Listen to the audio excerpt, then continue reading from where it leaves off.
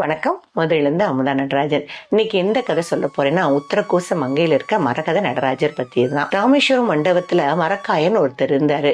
அவர் ரொம்ப ஏழையான மீனவர். அவர் தினமும் மீன் பிடிக்க போகும்போது சிவனை பார்த்து, ஐயா என்னோட வறுமை என்னைக்கு தீரும்னு வேண்டிட்டு போவாராம். ஒரு நாள் அப்படி போகும்போது பயங்கரமான இடி மின்னல் கடல் கொந்தளிப்பு அவரை பல நாட்கள் எங்கேயோ இழுத்துட்டு போயிடுச்சு. வழியே தெரியலையா. படகு என்ன பண்ணிருக்கு, ஒரு பெரிய கல்லுல மோதி அந்த கல்லு உடைஞ்சு அவரோட படகுல விழுந்திருக்கு. ஆனா விழுந்த உடனேயே இடி மின்னல் மழை எல்லாம் நின்று அவருக்கு போகக்கூடிய பாதையும் தெரிஞ்சிருச்சான்.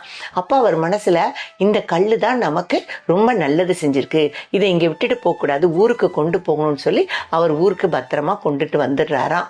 வந்த உடனே என்ன பண்றாரு, வீட்டோட படிக்கெல்லாம் அதை மாத்தி வாசல்ல போட்டுறாரு. அது கொண்டு வரும்போது பாசிகள் படர்ந்த பச்சை ஒரு மாதிரி அழுக்கா இருந்திருக்கு. ஆனா எல்லாரும் ஏறி ஏறி இறங்கும் போது அழகா பளபளப்பான ஒரு கல்லா தெரிஞ்சிருக்கு. அப்ப அவருக்கு இது விலைமதிக்க முடியாது, ஏதோ ஒரு கல்லு அப்படின்னு ராஜாட்ட போய் சொல்றாரு. ராஜா உடனே ஆட்களை அனுப்பி அந்த கல்லை எடுத்துட்டு வராரு. அது மரகத கல்லுன்னு சொன்ன உடனே ராஜாவுக்கு ரொம்ப சந்தோஷம். அந்த மீனவருக்கு நிறைய தொகைகள் கொடுத்து அவருடைய வறுமையை போக்கிறாரு. சரி, இந்த கல்லுல நமக்கு பிடிச்ச நடராஜர் சிலையை எப்படி வடிவமைக்கிறது, இதுக்கேற்ற சித்தர் கிடைப்பாங்களா தேடுறாரு. ஆனா சித்தர்கள் யாரும் கிடைக்க மாட்டாங்க.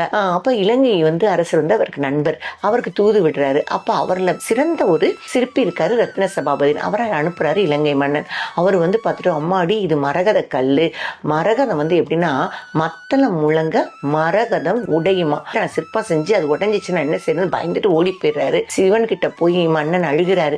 என்னப்பா, நான் ஆசைப்படுறேன், அழகான சிலை வடிக்கணும், சிற்பி கிடைக்க மாட்டாங்கன்னு அழுகும் போது சிவன் ஒரு அசரீரியா குரல் கொடுக்கிறாராம். அதாவது சண்முக வடிவேலன் ஒரு சித்தர் சிற்பி இருக்காரு, அவரை அணுகு, அவர் செய்வார். அதே மாதிரி அந்த சிற்பியும் கிடைக்கிறாராம். சிலை வடிக்க ஆரம்பிக்கிறாரு. அழகா பிரம்மாண்டமா நல்லா வடிச்சிடறாரு. வடிச்ச உடனே இருக்குது விழா கொண்டாடுறாங்க.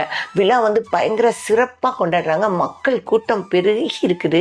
ஆனா மத்தள சத்தமும் மக்களுடைய ஒளியும் ஆரவாரமும் கேட்கும் போது மரக சிலை அப்படியே ஆட ஆரம்பிக்குது. அப்ப சிற்பிக்கு புரியுது, ஐயோ மேளம் சத்தமே மரகதத்துக்கு வெடிக்குமே, இவ்வளவு சத்தம் வந்தா என்ன செய்யறது. சிவபெருமான்கிட்ட போய் கதறாரு, நான் என்ன செய்வேன், சிலையில ஏதாவது ஒரு கிராக் விழுந்தா என்ன செய்யறது அப்படின்னு பயப்படுறாரு.